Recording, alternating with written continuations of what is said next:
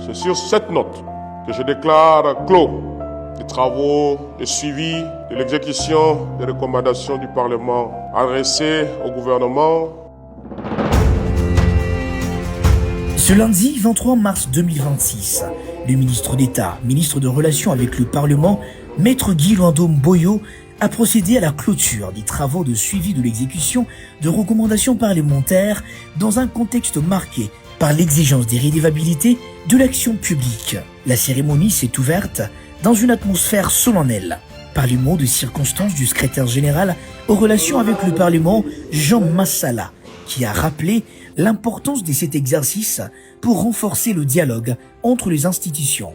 Prenant la parole, le ministre d'État a salué l'aboutissement d'un travail collectif de plusieurs mois au service de la gouvernance. Il a rendu hommage au président de la République, Félix Antoine Tshisekedi Tshilombo, ainsi qu'à la première ministre, Madame Judith Suminwa Tuluka, tout en félicitant l'implication des membres du gouvernement, des experts et des points focaux mobilisés. En cet instant solennel, je tiens à rendre un hommage appuyé à son Excellence, Monsieur le Président de la République, chef de l'État. Je citais très respectueusement Excellence Félix Antoine Tshisekedi Tshilombo pour sa vision d'un État fort, reposant sur une collaboration harmonieuse entre les institutions, socle indispensable de notre essor démocratique. Au cœur de son intervention, il a présenté l'économie du rapport, fruit d'un travail rigoureux, des collectes, d'analyse et d'évaluation des recommandations issues des vacances parlementaires. Les résultats témoignent des avancées enregistrées.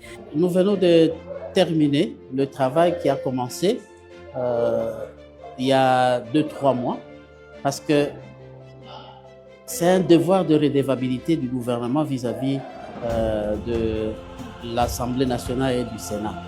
Ce sont les travaux issus des vacances parlementaires, les recommandations que les députés et les sénateurs ont formulées au gouvernement, aux membres du gouvernement.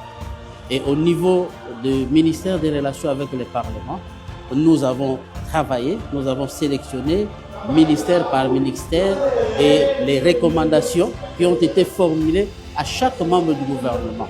Et les membres du gouvernement ont reçu ces recommandations, ils ont travaillé avec les points focaux et les experts de notre ministère et aujourd'hui, ils ont remis les réponses aux recommandations des députés et des sénateurs. Au-delà des chiffres, des priorités concrètes se dégagent. Infrastructures, accès aux services sociaux de base, désenclavement des territoires et gouvernance provinciale. La cérémonie s'est achevée sur une note d'engagement, réaffirmant la volonté de renforcer le suivi des recommandations et de consolider la collaboration interinstitutionnelle afin de rapprocher davantage l'action publique des attentes des populations.